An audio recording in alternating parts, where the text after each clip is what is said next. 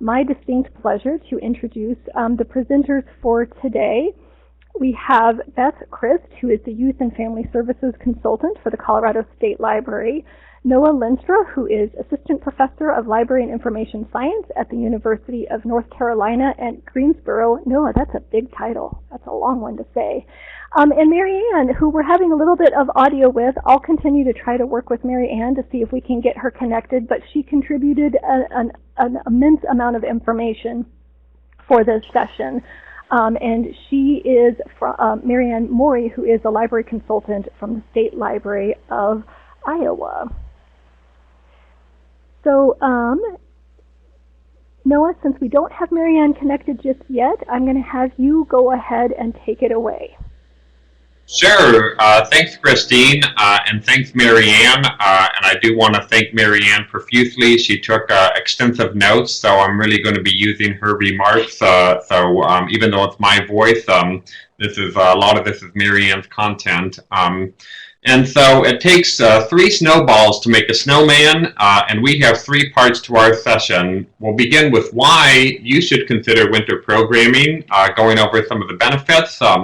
We'll then move on to how you can provide winter programming, offering ideas for both programs and partnerships. And we'll finish it off by ways that you can utilize what we've discussed today. So we'll have plenty of opportunity to interact and for you all to share your thoughts and ideas. And we encourage you to do so throughout the session by utilizing the chat feature. Again, you have to imagine this is Mary Ann talking. Here's some of the things that Mary Ann likes to do on a wintry day. She's an avid bicyclist and bicycles all year round. And so staying active while outdoors in winter means you're generating your own heat, so you're often not as cold outside as you may think. And so let's start with why. What are reasons for being outside during the winter, and why should we encourage this behavior among our patrons? Again, winter can be absolutely enchanting and beautiful. This is a picture that Mary Ann took on one of her winter bike rides. A magical, awesome experience to be part of this beautiful scene in central Iowa. And true confession from Mary Ann, she wasn't always this enthusiastic about winter, as I'm sure some of you may also be not so enthusiastic. So if you answered the poll with you groan and go back to bed, don't worry, you can develop your own love of being outside during the winter. Going outside during the winter, you can see sights like this. This is a photo Mary Ann took from one of her winter bike rides. Being outdoors in winter is a unique way to enjoy nature in ways that you won't always find at other times of the year. And here's a similar example. So a school library in Vermont during COVID-19 did an outdoor socially distanced story time. And the school librarian writes, the kindergarteners were very distracted by this rainbow during our outdoor story time. So what we're finding is that we go outside during the COVID-19 pandemic, we're also rediscovering the magical quality of nature in the great outdoors and sharing that love with our patrons. And a wonderful why for being outside is the beauty and briskness that enhances our physical, mental, and emotional health. Exercise and sunshine are 2 things to help beat winter doldrums. And this is I want to quickly introduce the concept of nature deficit disorder, which is an actual thing that you can learn more about on the Children in Nature Network. And this is a picture of Gritty getting some outdoor time from the Philadelphia Flyers. And I put this in because I think of nature deficit disorder as like those Snickers commercials when people are hungry. If you spend too much time inside, you may become a little bit gritty, you may become a little bit crazy. Being cooped up all winter challenges our mental health. Get outside to refresh and recharge. Again, learn more at this website. I also want to quickly introduce the concept of friluftsliv, a Norwegian concept that refers to open air living. And it's kind of, you consider it as kind of the outdoor analog of the Danish concept of hygge. And so this is really the idea that we can be spending time outside all year, winter long, all year round, and really transforming our engagement in the outdoors. So this is the perfect concept to orient your programming around. So I would encourage you to take a look to learn more about this concept if it's a new one to you. And just to find the final why is that it's just plain fun. Think back to when you were a kid, how much you loved playing outside. You can regain those simple, happy feelings again as an adult. And I now want to turn things over to your why. And Christine, do you have that poll ready to pull up?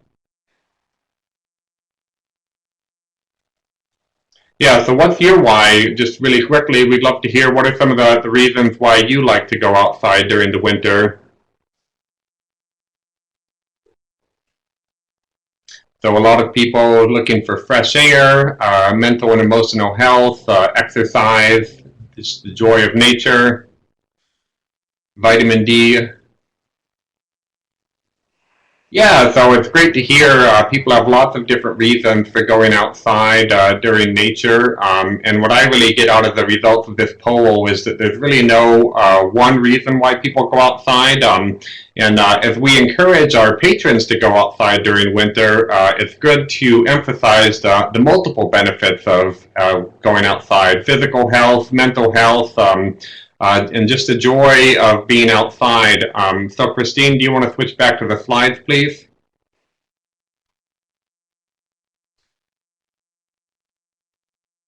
So just to continue right along, as we get into the how section of this presentation, we're going to look at possibilities, programs, places, and partnerships. And the first thing that I want to emphasize is that we can do a lot without actually going outside, simply by highlighting opportunities, promoting, cross-promoting the efforts that other entities in our communities are already doing. So we can start by promoting possibilities. And with that, I am going.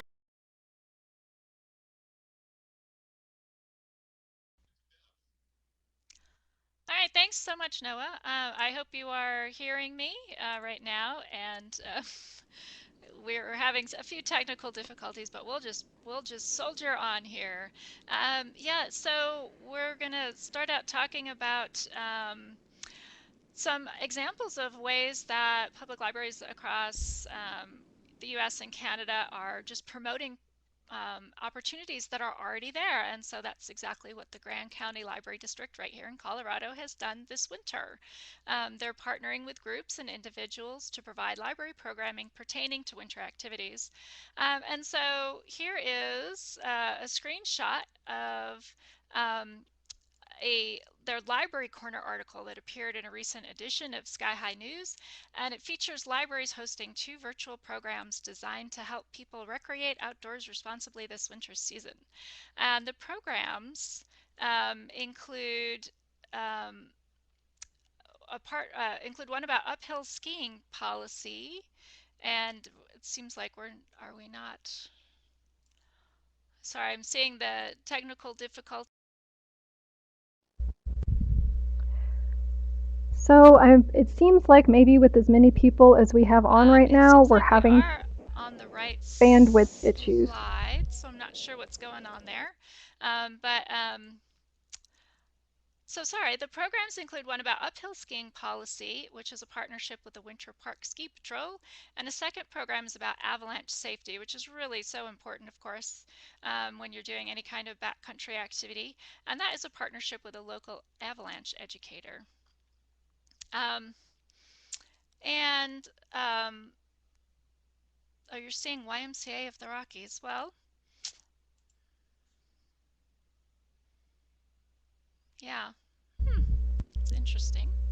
Okay, so some of you are seeing the right slide. I will just plow forward. Sorry about all of the confusion today. So anyway, the gist of this is to find the folks in your community who know the information about outdoor activities, bring them into your library for a wonderful program partnership like they have here in Grand County. Um, Some other possibilities are local bike or ski shops, sporting goods stores, ski resorts, and other types of businesses that can all be potential programming partners. Um, and you can bring them in. And also, during that time, you can take the opportunity for the library to tout some of its books, movies, and magazines that pertain to the program topic too. All right. And here's another example. Um, from the Regina Public Library in Saskatchewan, simply promoting some of their nature books as a means of encouraging people to go outdoors this winter. Um, and so a question for you here is, what books or magazines are already in your library that might promote outdoor activities? Could you post something on your library's website to make a virtual display about them if you're not open right now? And how can you best market these resources?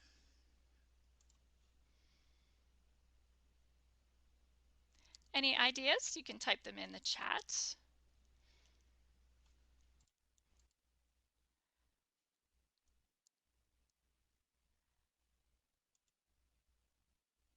There we go.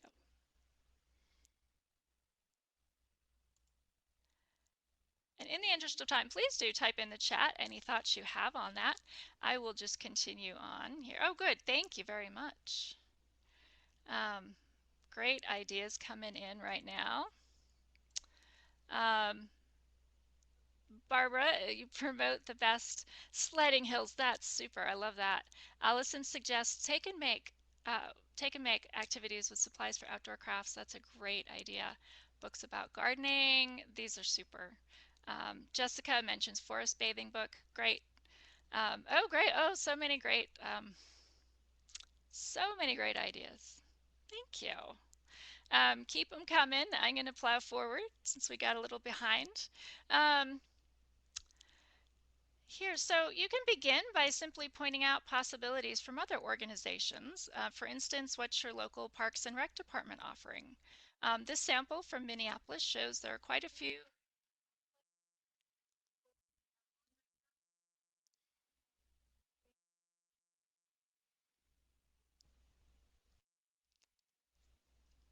Okay, so we're having some bandwidth issues. I apologize for that. We'll just keep going. And uh, okay, you can hear me now again. Okay, sorry about that. So Minneapolis, oh, here's an example from Minneapolis showing there are quite a few outdoor offerings happening there. Your library can help promote these activities, which can not only help your patrons learn about the opportunities, but also might strengthen the relationship between your library and another department. So do you know if your local Parks and Rec department have activities for the winter, and how are you collaborating with them? We'll be curious to know in the chat. Um, and so please do text away on that. Here is the question. Some other groups to look for are conservation groups, state and national parks, environmental organizations, etc. Scott mentions birding books and videos are quite popular. Yes, indeed.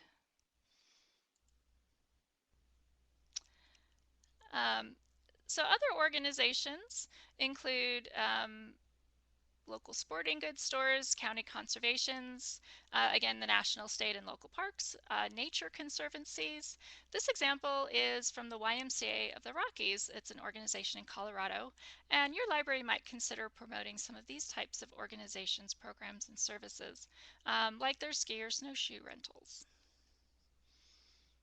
And here in Colorado, those of you in Colorado will recognize these backpacks. This is a program we started here in 2016 where we partner with our Colorado Parks and Wildlife, another state agency. We partner with them in the state library. And we have these backpacks, or now during the pandemic, little plastic pouches, which are a lot easier to clean, that have the state park pass, along with, we now have 4 laminated nature guides, a set of binoculars, leave no trace principles, and a few other items to help people enjoy their experience outside. Take some time. We're really trying to increase access to state parks so people don't have to pay the fee to get in, and it's been very, very popular. So these are circulating in all Colorado public, military, and publicly funded academic libraries.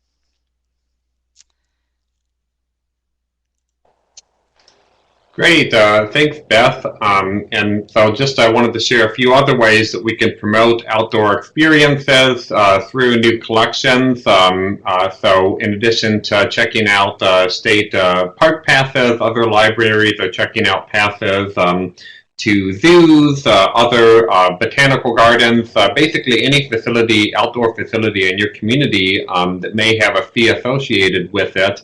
That's the perfect partner to work with to see if they may be willing to give your library a few passes. So for instance, in Ottawa, Canada, the library has teamed up with a number of local parks to give away free passes that patrons can check out. They also have acquired telescopes and are teaching people how to use it and doing outdoor programming in priority neighborhoods throughout the winter. In the state of Vermont, if we have anyone from Vermont, you may know the Vermont Department of Health has worked with over 50 public libraries throughout the state of Vermont to make available snowshoes. So in addition to state parks, your state and local health departments also have an interest in people being outside and being active during the winter. So don't forget about health departments when you're thinking about partners that you can work with to promote outdoor possibilities.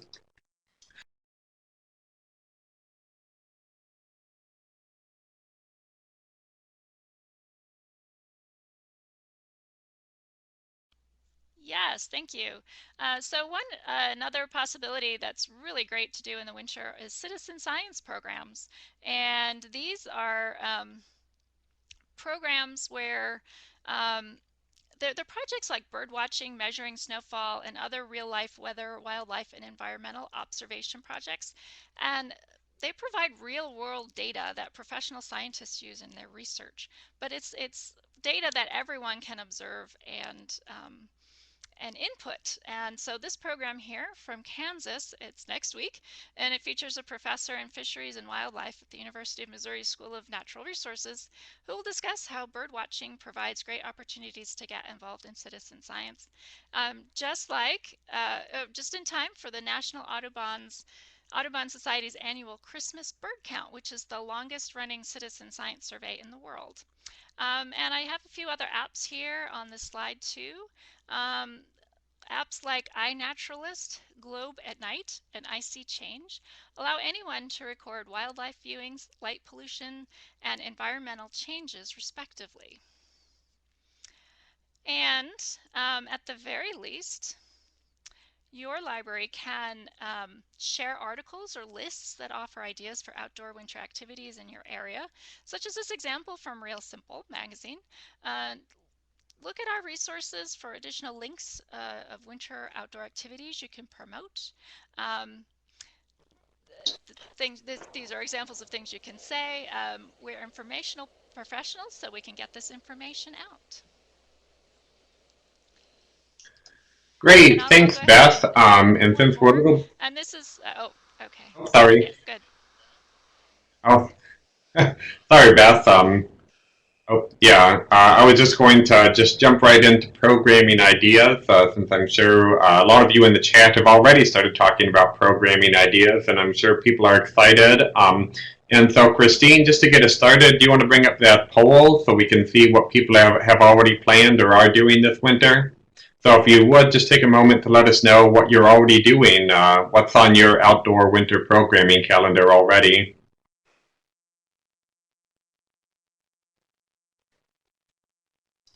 So seeing a lot of story walks. I know the story walk program has really taken off this summer.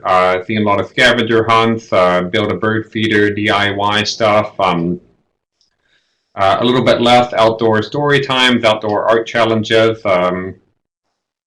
And if you have other things that you're doing, let us know in the chat. But great to hear that so many of you are already doing outdoor programming. So Christine, if you want to switch us back to the slides, please.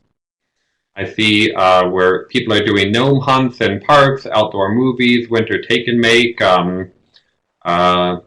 free passes to the outdoor science park, Tai Chi on the lawn. Yep, I know in North Carolina we're a little bit spoiled in terms of the weather. And so I just want to highlight, I saw a few people were talking about outdoor book clubs. Some of you may have seen in Connecticut, a library in Connecticut, the Russell Library, it got a lot of press this summer. They actually did a one-of-a-kind book club experience where they did a program called Book Yak on a kayak. So they partnered with Parks and Recreation to actually, in the pandemic, have people socially distant but discussing books on a lake. And so why not do the same thing with snowshoes? And in fact, the programming librarian, they already have on their website a model for how to do a snowshoe book club. So go ahead and think about if we can do Book Yak on a kayak, we can also do some sort of book discussion on snowshoes or yeah, a walking socially distant outdoor thing. I'm sure everyone is maybe aware of winter story walks. Here's just a picture from Ontario, Canada, of a librarian who just got her most recent story walk up and installed in a local nature conservancy. And so story walks are the perfect way to promote outdoor engagement, and people can do it on their own time, so you don't have to worry about people congregating. You can also do it downtown. This is an example on the left from Longmont, Colorado, of doing a bilingual story walk where the pages of stories are posted in the windows of local businesses. And so again, you can do story walks not only in nature spaces, but also in local business corridors. I'm going to run through a lot of examples right now, and then I'll take a moment to see where we're at for Q&A. Another example is to work with your local business corridor to do a small business scavenger hunt. This is an example from Saline County, Arkansas, where it's kind of, if you do these things, you fill it out, and if you complete your card, you're entered into a contest for a raffle. You could do this with all kinds of different things. Find things in a park. There's a million ways you could do kind of an outdoor bingo. So scratch off a letter on your bingo card if you see a certain type of bird, or try a new trail. There's a whole bunch of possibilities. This is an example from Montpelier in Vermont, where they do something called a Valentine's Day Phantom Project every year between midnight and dawn on Valentine's Day. A mysterious group of people put hearts on businesses in downtown. And so you could think about doing something like this to encourage people to be safe, but also be outside and just contribute to creating a sense of vitality in the community. And here's just another example. I'm sure early on in the pandemic, if you remember back in March and April, everyone was doing going on a bear hunt, posting teddy bears and windows. A lot of libraries got involved in this. Here's an example from a library that participated in the kind of window bear thing back in March and April. And we can still do this. I think now that the COVID cases are surging once again, it's more important than ever to kind of be creating fun places that people want to go. And this is late breaking. I didn't have time to put this in my slide, but I'm putting the link into Twitter. A library in Illinois actually created holiday cards outside the library. Different businesses and organizations from Byron, Illinois, created giant greeting cards. And so I think we can really kind of contribute to creating fun places, fun competitions that get people outside, exploring the community, while also being safe and not at risk of spreading COVID-19. Just another example, you could do an impromptu snowman contest. And I borrowed this idea from my colleague, Deborah, at the New Hampshire State Library. And so she says, next time a good snowstorm is predicted for your community, put out on your social media an impromptu snowman challenge. Encourage your community members to submit their best snow creation, and in that process, celebrate the collective creativity of your community. You can distribute snowman kits that families could assemble and place in their windows, similar to what I was saying with the paper tree contest. And so, let's see here. And so we've talked a little bit about citizen science, but I just wanted to share here, this is an example from DeKalb, Illinois, where they actually gathered people in person, socially distant program, limited to 10 people in attendance. So if you do anything actually in person, I would definitely have very strong participation limits and have strong procedures in place to ensure social distancing. As you see here, they limited this program to 10 people, and they split the program up into 4 time slots. So they did the same program 4 times throughout the day to ensure crowd control, and they had the station set up in advance, so people go to their station, they stay at their station for the duration of the program as they build a bird feeder, and then they go home. So if you do anything where people would actually be in the same place at the same time, you want to make sure to have very strong precautions in place. And I'm going to turn things back to Beth.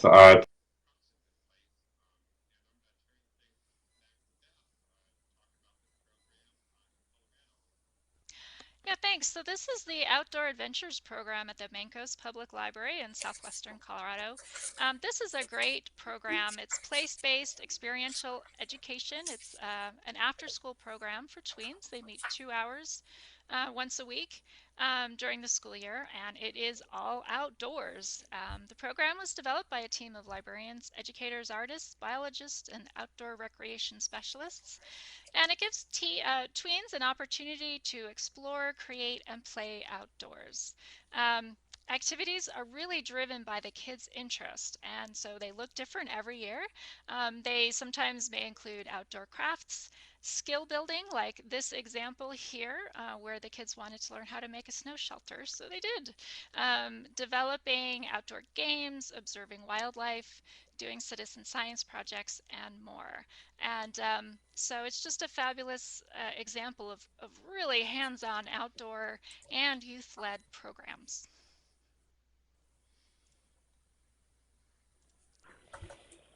This is Mary Ann Morey. I hope you're hearing me. Christine, are you hearing me? So, yes, we got Mary Ann connected again. So we're going to let her actually participate in the session today. So thanks Noah for filling in. And well, I'm glad to be back. I would say that I went outside to enjoy the snow, but it's actually 60 degrees here in Iowa. But I love the scene in this picture. Think about the places where you can actually have some programming.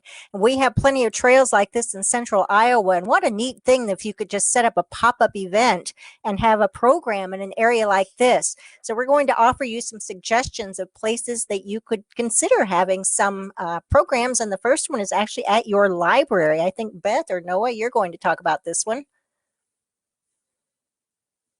Go ahead, Mary. Yeah, I'm going to start this, and then I think I'm going to pass it on. But when you're thinking about places where you can do programs to engage your public outside, you can definitely start by thinking about what you can do in the green space around your library. And so this is an example of a library in Wisconsin that actually got some funding and support from a local power company to create a light display. And so people are welcome to drive by or walk by. Even though they can't go in the building, they can still get some holiday cheer from this quite elaborate holiday light display. And so this is an example from Toledo, Ohio. Some of you may have done during the summer sidewalk obstacle courses as part of your summer learning program. Well, you can continue to do them if weather conditions being appropriate, of course, and with if it happens to be a 60-degree day or even a 50-degree day, if it's warmer than usual, go ahead and do a pop-up outdoor chalk obstacle course. And you can see the snow is melting, but they're still creating outdoor spaces on the library sidewalk to engage people and get people moving. And I saw when we did the poll, not too many people talked about doing snow art, but I think there's a huge opportunity to kind of encourage people to actually create art at the library. So here's an example. This library in Massachusetts, to celebrate Halloween and fall, they had different businesses create scarecrows that were then mounted at the library for people to come by and appreciate. You could do something similar with snow paint. Maybe have designated times for people to come to the library or to another space and create some snow art. And have people kind of create a collective art project using the snow. Well, imagine this is you. Yeah, imagine this is you. Just relax and have fun, make a snow angel, and let's take another poll. I think Christine's going to bring up a poll asking you, in what places could you see yourself promoting outdoor winter fun? And remember, this is all about not necessarily having to do it yourself, but at least promoting. Where are some places in your community that you are thinking you might be able to promote something? And a few of you are saying other. So if you can put in the chat box where those other places might be. Some of you are saying just the residents' front yards. Yeah, great. And it looks like several of you have access to parks, trailheads, and many of you actually at your library evidently have some spaces, some green spaces around your library. That's wonderful. Ideal places.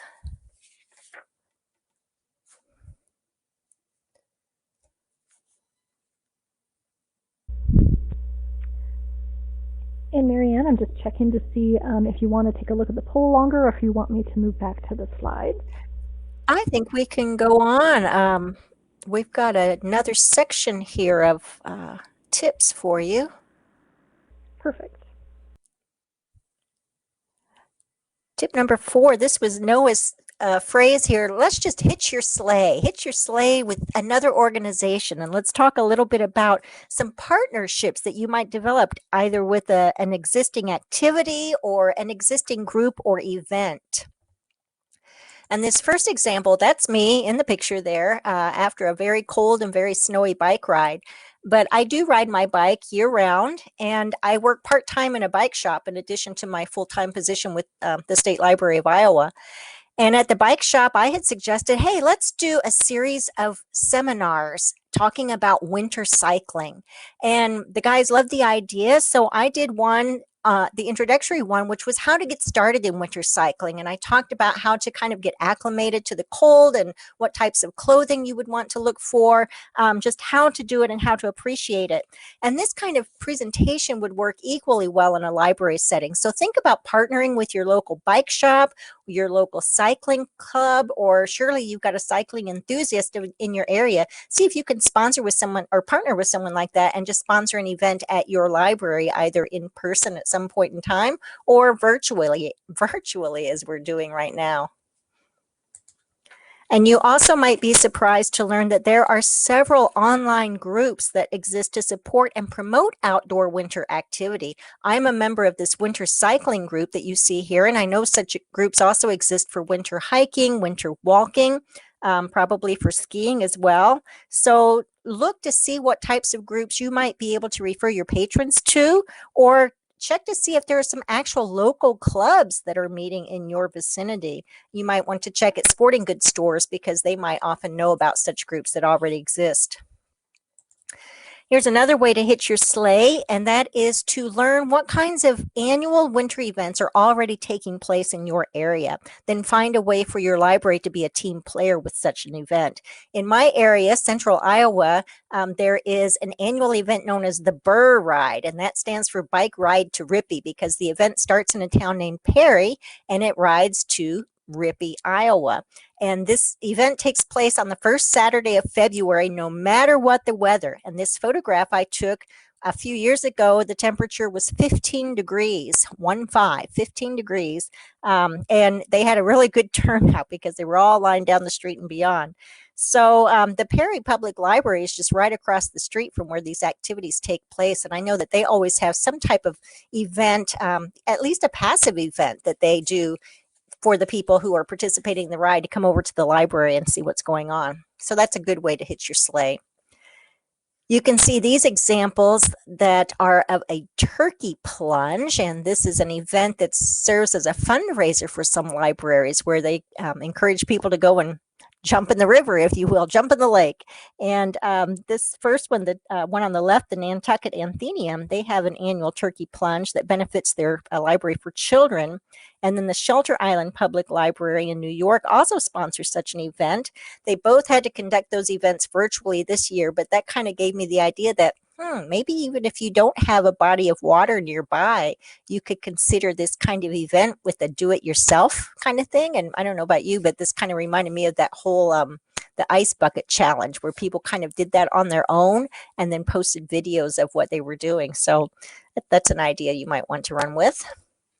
And this idea comes from Appleton, a city in Wisconsin, where they do a downtown window walk at holiday season. And the library also participates. This is an event that encourages people to get outside and stroll even in winter. And the neat thing about this is that the event not only includes the activities that people can stroll to see, but there are also QR codes that are in the participant windows of the local businesses and such.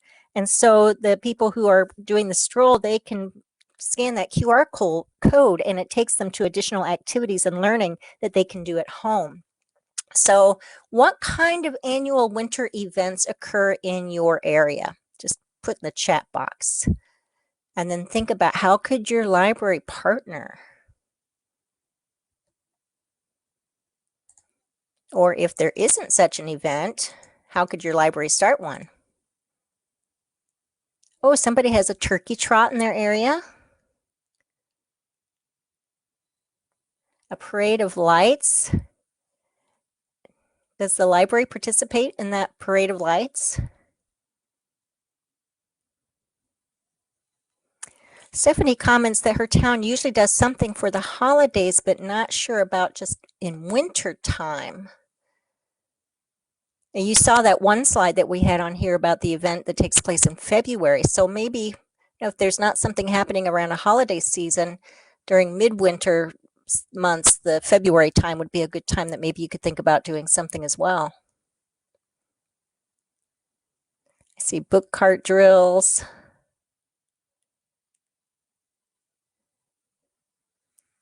And a freeze fest. Nice. Good ideas. Noah, there's another one you're going to tell us about. I love the title of this. Yeah, so I want to just briefly highlight, since we're being hosted by the Colorado State Library, I'm sure Colorado folks know where Leadville is. So Leadville is part of a nationwide initiative called Winter Mission, really focusing on encouraging folks in the intermission of the year between the fall and the spring school semesters, getting kids active during the holiday period. And they have a lot of great resources of things that they've doing during the COVID-19 pandemic. And I just want to quickly add, as you identify winter festivities that may be going on in your community, those are also great opportunities to consider doing a story walk or a story stroll, either along wherever the drive-through event, if it's a drive-through event or walk-through event may be taking place. And so with COVID-19, we certainly do have to be very creative. We're also thinking about safety. And just before we begin to wrap this up, we have a final poll just thinking about the organizations that are on your Rolodex. So who could you reach out to? What organizations could you reach out to who's on your Rolodex for outdoor programming planning? So we're hearing lots of people go to Parks and Recreation, hearing some people go to schools, have some people bike shops, conservation orgs, Get Outside type organizations like the Get Outside Leadville group that I mentioned a minute ago. And yeah, let us know in the chat if there's others. The local extension office, yeah, the USDA Cooperative Extension and their agents in counties across the country, they're ideal partners. State parks, Chambers of Commerce, yeah, that would be a great partner for a downtown story walk or for a partner if there's any sort of winter outdoor festivity. Yeah, these are all great ideas. And the truth is, you really can't go wrong with partnerships. Kiwanis, a Tai Chi organization, all of these organizations are also interested in getting people outside and getting people healthy. So don't think that you only have to work with Parks and Recreation. You have conservation orgs, public health departments, schools, bike shops, downtown businesses. The list goes on. So really take stock of what resources you have in your community and reach out, see what they're doing, see what you can do to help them, see what they can do to help you. And let's get outside and stay healthy by working together. And back to the presentation now.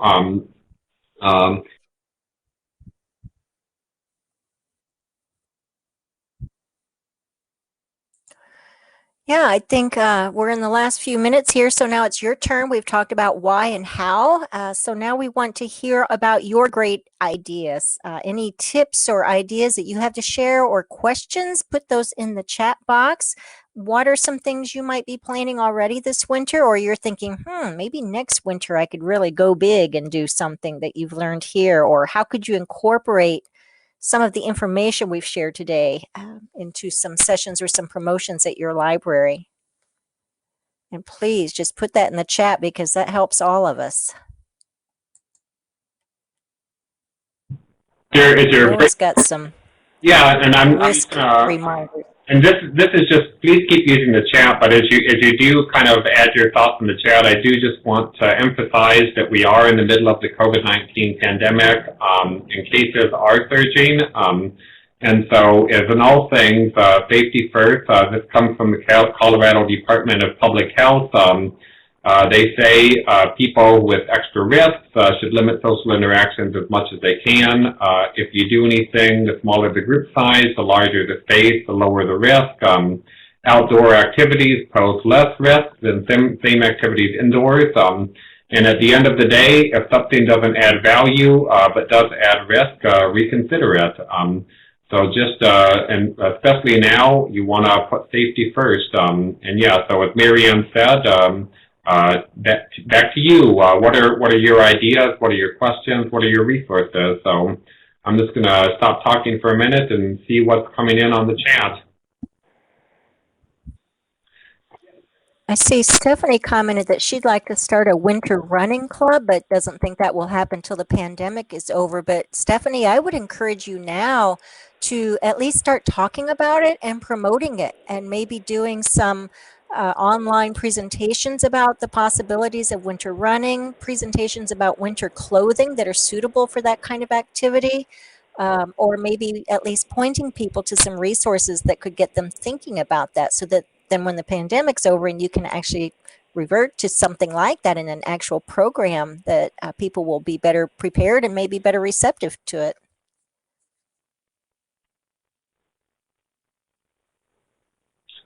Yeah, great stuff. And I see Amy asks about southern, where they don't have snow all the time, places, tips for planning an event. And so, Amy, I would say really the same types of things that we saw during the summer in many places of the country. I know in places like Florida and Arizona, you have the luxury of being able to do. So I would look at a lot of the programs that libraries were doing during the summer and think about doing those same things if you have the weather to be able to do so.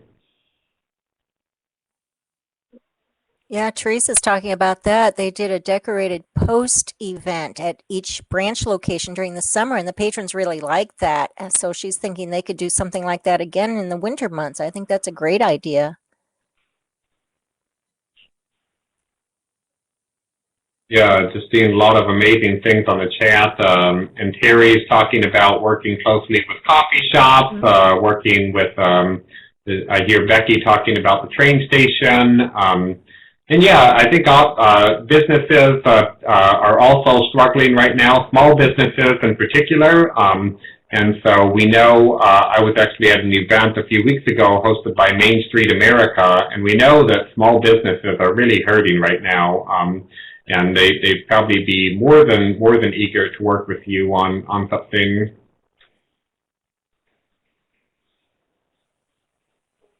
I like Barbara's comment. She's in the Southwest and they do cactus decorating contests.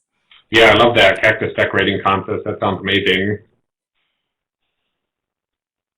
Yeah, and have people take pictures and post it online. That's such a flexible idea. Yeah, that kind of do something in your home, in your backyard. People don't have to gather. Everybody can do it on their own and just post a picture and tag the library. Those are really the best programs, I think, things that don't require people to be physically together. Yeah, wintertime public art project, Beth does, great. Someone's asking about using a library parking lot to do a program, an outdoor program, which could work. You'd have to think about where would you park people so that they could then get to the parking lot. Or if you had a way that you could have them stay in their car, like drive-in theaters kind of things, that they could still hear you. Maybe if you could get some kind of partnership going where you could broadcast over a radio station, they could be in their cars. I don't know. Let's get the wheels turning here and see what we can come up with. Yeah, and I think that would be a great thing to do in collaboration with Parks and Recreation. They may have the equipment to do that already. Okay. Yes. Somebody says an FM transmitter is what you would need. So there you go. You'll have to start investigating that, see what you can come up with.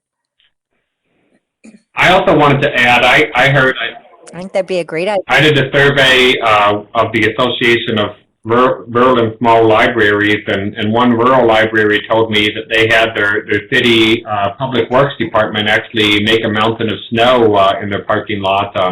And then they gave out sleds for kids to go sledding down the mountain of snow.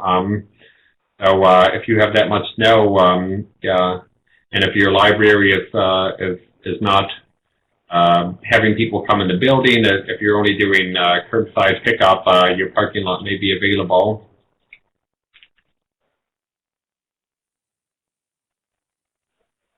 That would be a fun thing to do, wouldn't it? I think we'd have a hard time keeping the staff from going out there and playing. And yeah, so, and Marianne, I actually think, Marianne, even though you were making a joke, I think it's a serious point. Librarians, we are trusted.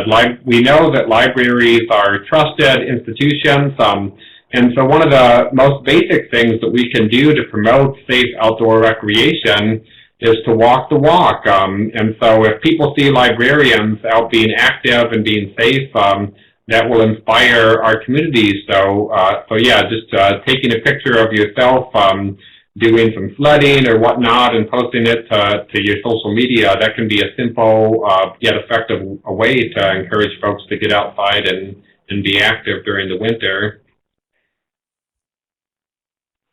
Yeah, I agree with that. I mentioned earlier about my part-time position with a bike shop, and we've posted pictures in the past of some of the staff at the bike shop riding their bikes in the wintertime and showing us going down the snowy streets and wearing our winter gear. And it is inspiring for other people to see that and to know that, as you said, Noah, we're walking the walk or riding the ride, as the case may be. So if you have people on your staff that go outside and enjoy the winter weather, feel free to put that on your social media sites. I think that would be a good way to encourage your public to go out and do likewise. Yeah, so Joy asks rain or snow, or sorry, rain or ice related programs. That's a great question about rain or ice related programs. I mean, the thing that comes immediately to my mind, dancing in the rain, would just to promote kind of safety. Actually, in some ways, it's more dangerous to be out in the ice than it is to be out in the snow. So that could be a kind of a good virtual program to bring in someone maybe from Parks and Recreation, or just safety associated with being out when you have kind of rain or ice conditions, or rain that may be coming ice. That could be a good kind of public safety program. I don't know, Beth or Marianne, other thoughts on that? And Becky just replied to Joy and said she did a blog about playing in the rain this summer. So, if it's good for summer, it's good for winter too. In many cases, I do agree with you, Noah, that there can be some dicier things to being out on ice. You obviously want to practice safety precaution, but a lot of us live in areas where if it's not too cold, we just get the plain old rain. And so, yeah, the dancing in the rain, playing in the rain sounds like fun.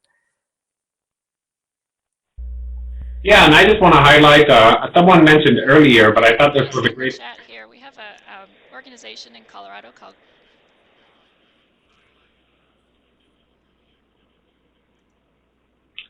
Oh, yeah, sorry, I think Beth, you were saying that. I'm having a long lag time. I'm having trouble hearing you at the right time, so, yeah. Yeah, so we have an organization in Colorado called Great Outdoors Colorado, and they've come up with a list of 100 things that kids should do outdoors before they're 12, and it's really fun. And they're certainly not all winter related, but I'm going to pop it in here for you to check it out.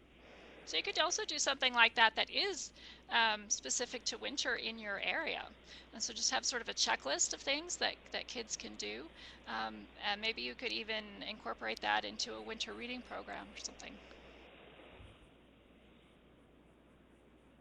Yeah, that's a great idea, Beth, and thanks for sharing that. And I've heard of that list before, and so yeah, that would be a great kind of winter challenge. So you could even use your Beanstalk app. If any of you use Beanstalk for your summer reading, you could use that same app and have people do a winter mission challenge. See how many outdoor activities you can do during December through March, depending on how long your winter is.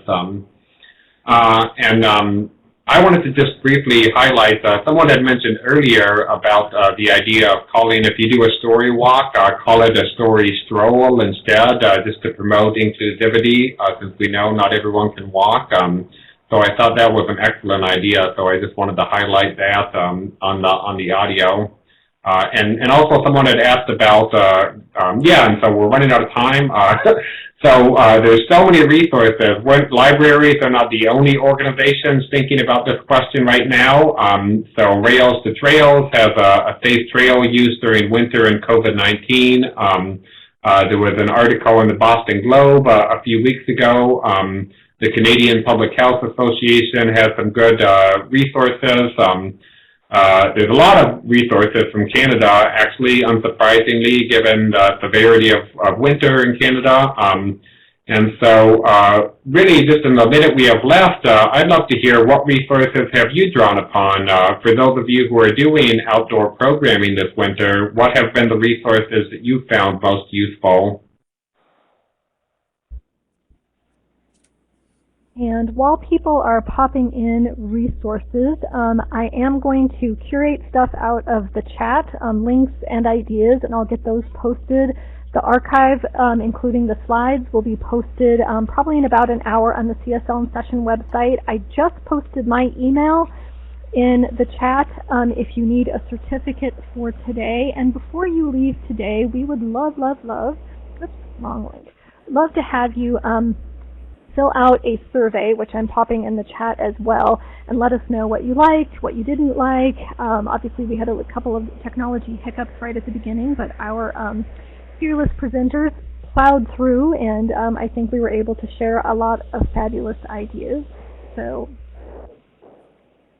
It is 1 o'clock on my computer. I think we're happy to hang out here for just a few more minutes if anybody has additional questions or thoughts before we close. And I'll pop my email address into the chat again because I see that it's kind of scrolling off the screen. But I wanted to give a huge shout out to all of our presenters, Beth and Noah and Mary Ann, especially Mary Ann for disappearing and coming back. And a huge thank you to our transcriptionist, and thank you everybody for showing up and hanging in during the rough minutes at the beginning and sharing